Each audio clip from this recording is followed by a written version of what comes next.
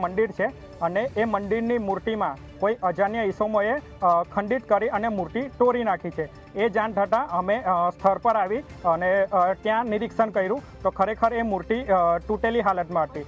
તો અમે ત્યાં આવી અને સ્મશાનના જે પણ ટ્રસ્ટીઓ છે એ ટ્રસ્ટીઓને અમે જાણ કરી છે અને હાલ ટ્રસ્ટીઓ થ્રુ અમે પોલીસ પ્રશાસનને પણ જાણ કરી દીધી છે અને પોલીસ પણ હાલ આવી ગઈ છે।